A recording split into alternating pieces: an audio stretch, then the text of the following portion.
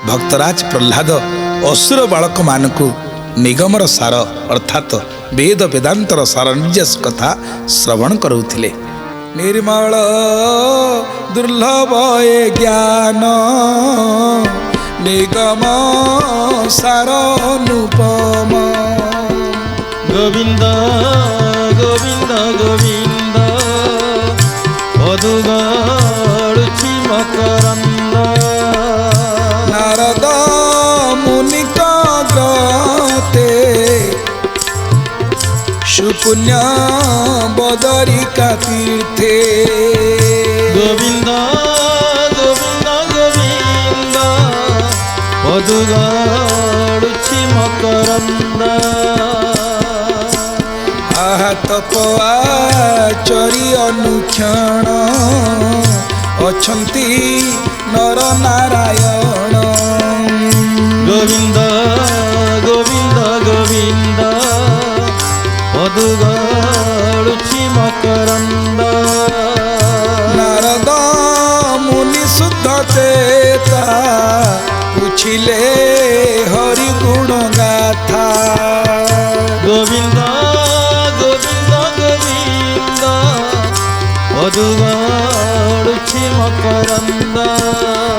से नारायण शुद्ध भावे जे वाणी विविध प्रस्तावे।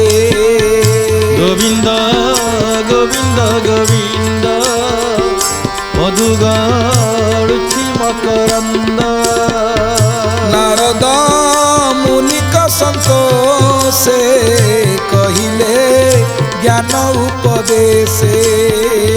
गोविंद गोविंद गोविंद मधुगाड़ुछि मकरंद। कृष्णर पाद पद्म धूली सानंद मने अंगे बोली। गोविंद गोविंद गोविंद मधुगाड़ुछि मकरंद। संसारे अकिंचन जाने जहाँ भावंती शुद्ध बने। गोविंद गोविंद गोविंद मधुगाड़ुछि मकरंद। बोल श्रीमद् भागवत भगवान की जय।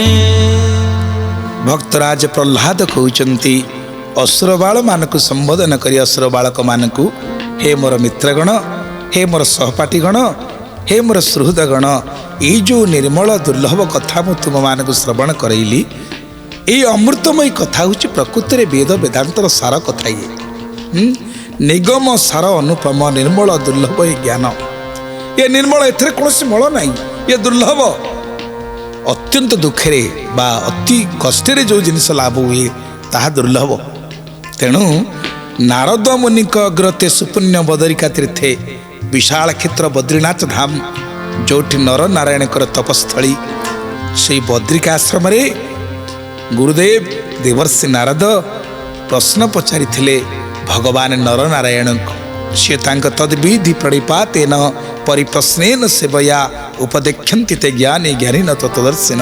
आम जनकठू गोटे जिनस प्रकृति में जानवा चाहूचे श्रीमद भगवत गीतार कहते तद्विधि प्रणिपातेना को प्रणाम करवा बड़ विनम्रतार सहकार प्रश्न पचारा क्या जिज्ञासु जी जानवर जार इच्छा अच्छी जना पड़ो।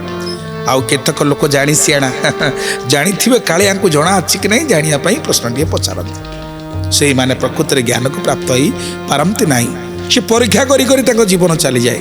किंतु प्रकृत जिज्ञासु जी ता मन भितर जदि जिज्ञासा भाव अच्छी जानापी भगवान वक्ता बा कौन विद्वान द्वारा से प्रश्नर समाधान कर दियंती। कहीं सर्व घटे आत्मगुरु कहती कथा समस्त भीतर गुरु ही कहते आमे कहीं वक्ता नुहे वक्ता होचंदी एकमात्र परमात्मा भगवान आमे समस्त जंत्र जंत्री होचंदी सी। तेणु जदि उपयुक्त प्रश्नटीए श्रोता मनरे आसे तार समाधान पाई भगवान कौन करती वक्ता रूपक जंत्र माध्यम ता प्रश्नर उत्तर पठे था।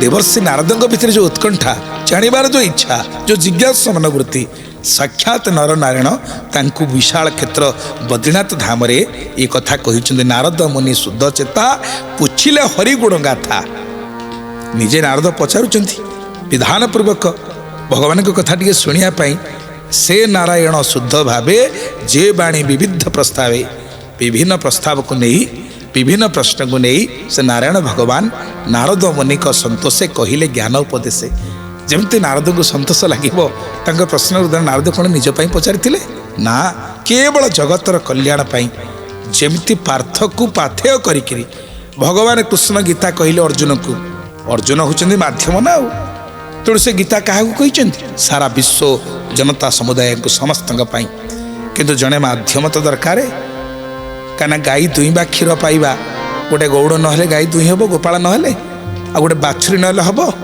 तेणु से कहुई सर्व उपनिषद गावो दुग्धा गोपाल नंदन पार्थ वत्सा सुधरी वक्ता दुग्धं गीता मृतं महत् अर्थात सर्व उपनिषद गावो सबु उपनिषद को जदि गाई बोली मन करा जाए परम कारण का गुरुदेव ताको अत्यंत सरल भाव ओडिया रे अनुवाद करिसेंती कहले उपनिषद सकल गाई परी अटे मनरे भाळ जे दोहनकारी नंद दुलाल सुजने हे दोहनकारी नंद दुलाल सुजने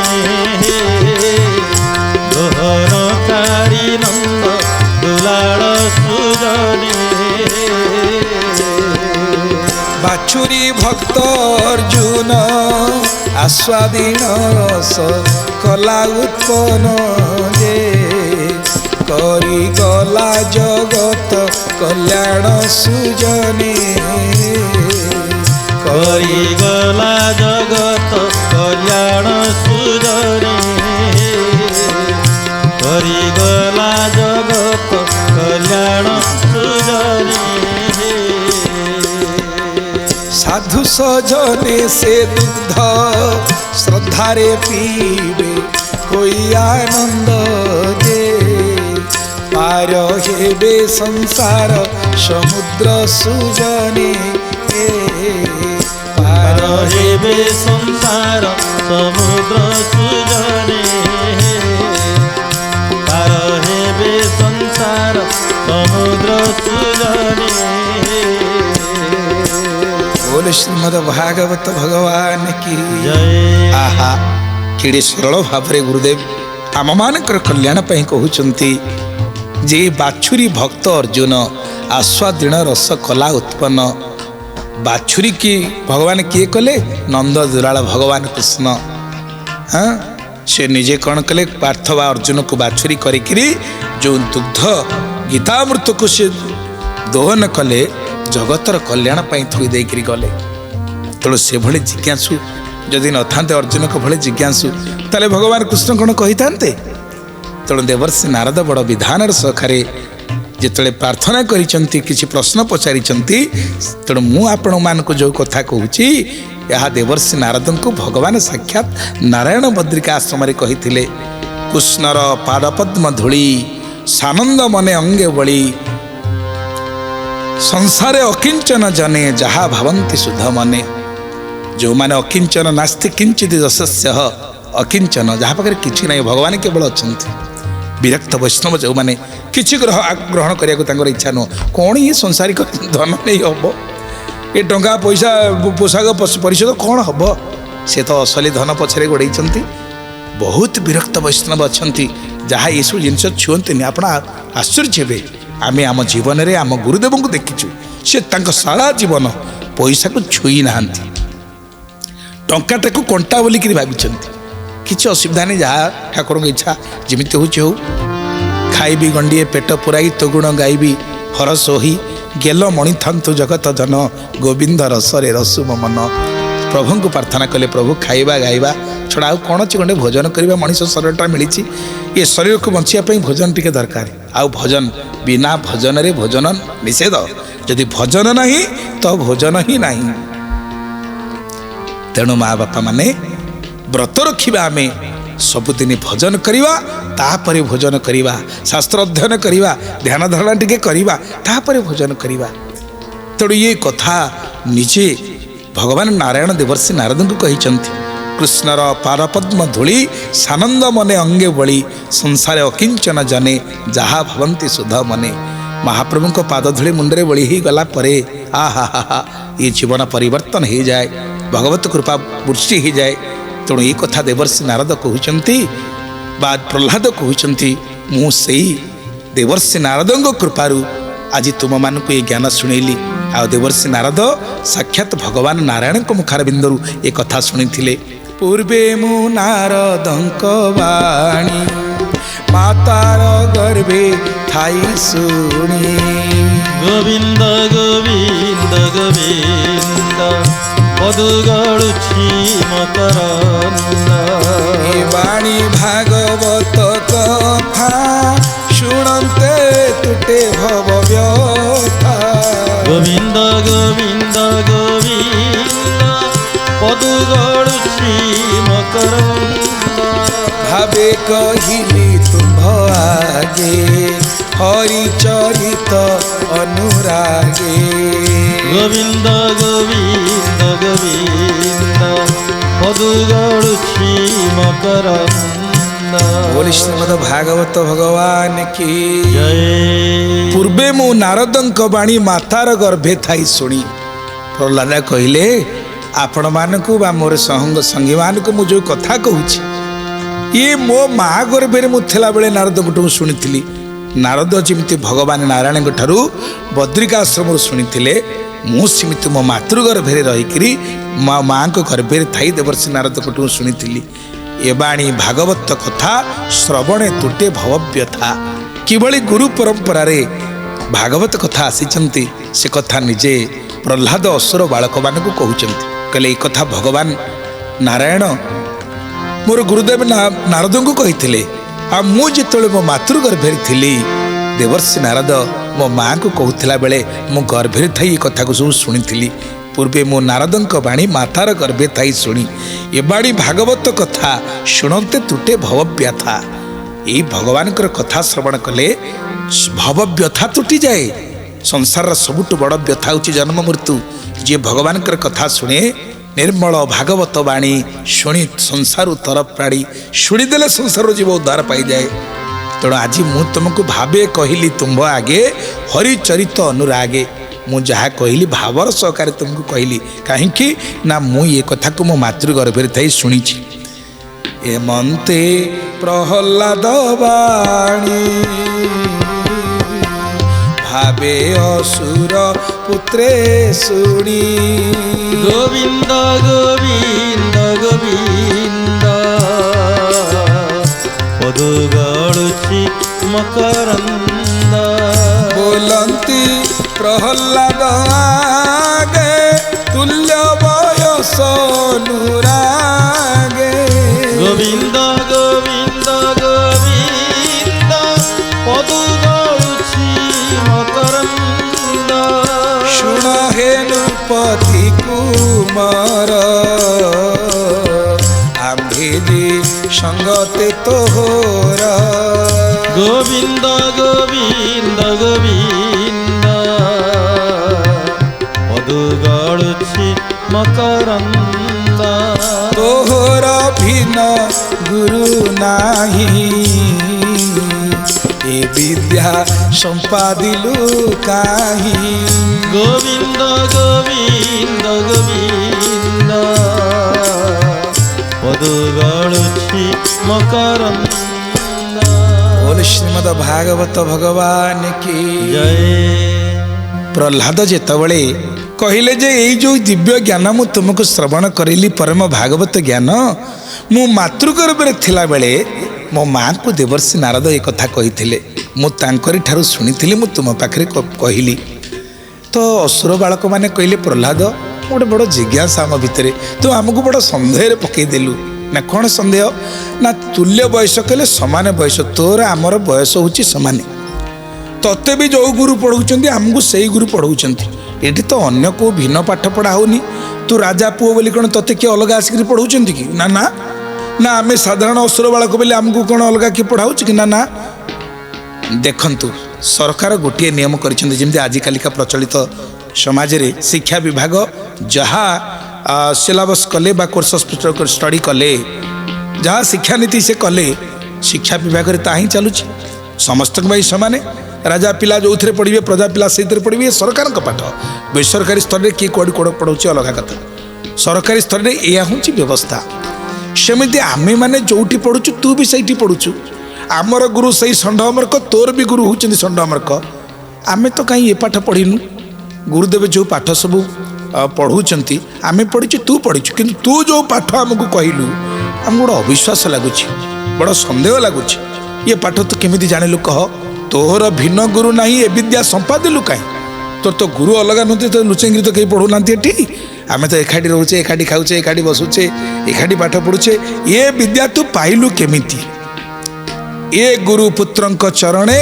आंबे जे सेबु अनुक्षणे तू भी जो गुरु पुत्र पाखे पढ़ुचु आम तो पाखे पढ़ुचु सेवा करुँ उपदेश जानू तू या केमते बखाणु आम समस्ते जाचु जहाँ पढ़ाऊ गुरुदेव जहाँ उपदेश दौरान आम टेक्निक कर पढ़ुचु सब भल भाव बुझुचु तू तो जहाँ कहूँ संपूर्ण निरा पाठ ये पाठ तू आणिलु कौटी कह तू आ केमते बखाणु प्रहलाद हसुचंती असुर बालक मान प्रश्न म्रियमाण होना से केमती से सत कथा को उपस्थापन करेंगे निश्चय कहे पिला माने तो पचार असली कथा कहले प्रकृति में आम जिते पाठ पढ़िलु आसला दिन आज पर्यंत कहीं किसी तो केबे तो गुरु एक कथा कही ना भगवान सत्य ये जगत मिथ्या संसार मिछा संसार जंजाल पसना विषय आसक्ति पछरे गोड़ाना ये सब कही चली एक ब्रह्म द्वितीय नास्ति जहाँ कहीगले प्रहलाद जमीती आम पणिकिया पाठ पढ़ी थे एक एक एक दुण दुई एक तीन तीन एक चौ चार एक पचा पाँच एक सौ छः एक सत सात एक अष्ट आठ एक नुआ नौ एक दश दस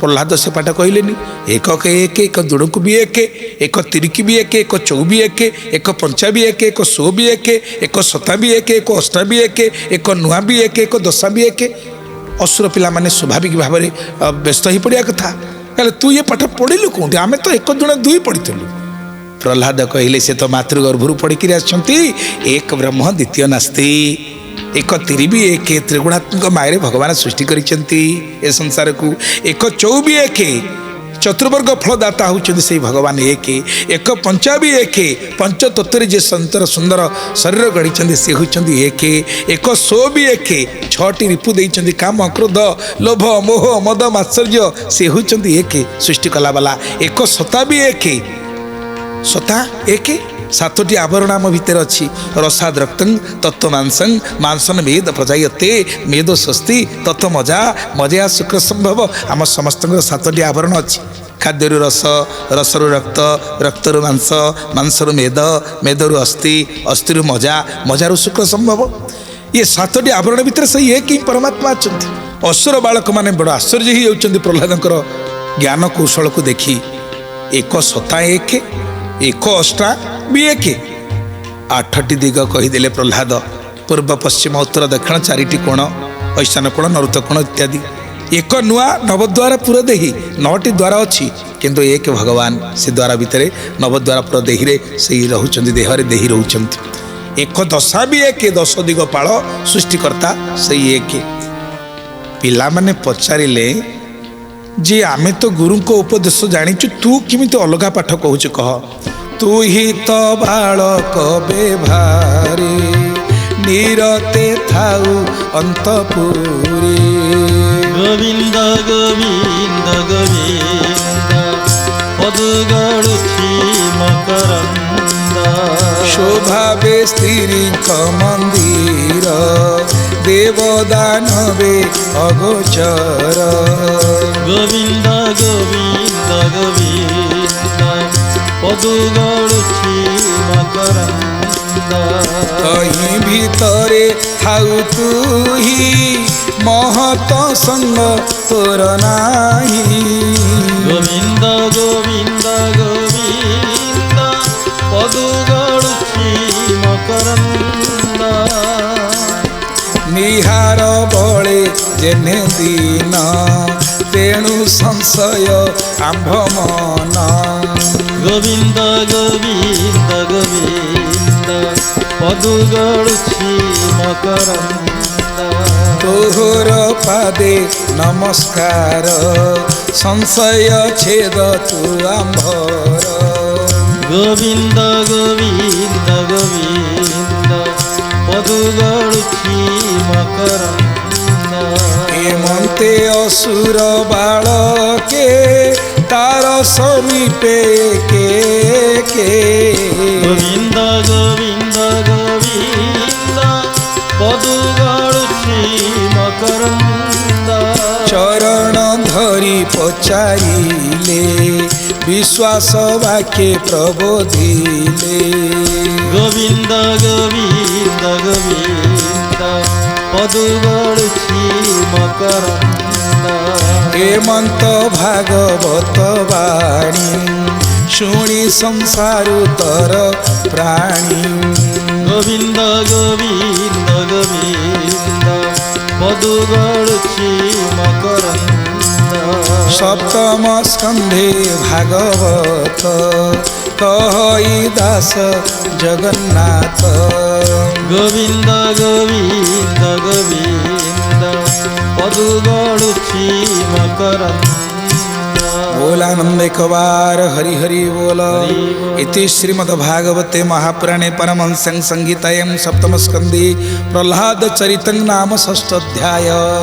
आहा प्रह्लाद को सबू असुर बालक माने पचारुचंती तू तो स्वभावे स्त्री मंदिर देव दानवे अगोचर तू तो राज राणी हंसपुरी रोचु छोट पिला राणी मान कोल बढ़ुचु तो ही भितर थाउ तु ही महत संग तोर नाई तू तो कौन साधु संग संग करिनु सब ऐश्वर्य भितर राजपुओ राजउआस भितर रहिलु आउ से अवैध मंदिर से राणी हंसपुर तो देवता भी पशि पारे तू ये कथा जानिलु किमिति समस्ते ता पाद तले पड़गले कौन कले तोहर पादे नमस्कार संशय छेद तू आंबर तोते नमस्कार करी कहूँ तो पाद धरिकी आम भीतर जो सन्देह है तू कह जेमिति सूर्य को कुहुड़ी ढांकी थाए कुहुड़ी चलीगला पर सूर्य उदय बा सूर्यंकर स्वरूप देखा जाए सेमती आम भीतर जो तू जो ज्ञानटी दौचु आमर अज्ञान रूपक अंधकार ताको ढांकी देछि आमे जानी पारुनी प्रकृति रे आमको टिके बुझेई दे तो किभଳି भाबरे प्रह्लाद बुझौचंती सही कथा को आमे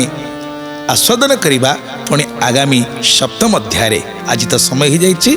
जय जगन्नाथ जय जगन्नाथ जय जगन्नाथ स्वामी जय जगन्नाथ जय जगन्नाथ जय जगन्नाथ जय जगन्नाथ स्वामी जय जगन्नाथ जय जगन्नाथ जय जगन्नाथ जय जगन्नाथ स्वामी जय जगन्नाथ जय जगन्नाथ जय जगन्नाथ जय जगन्नाथ स्वामी जय जगन्नाथ बोल जगन्नाथ महाप्रभु की जय।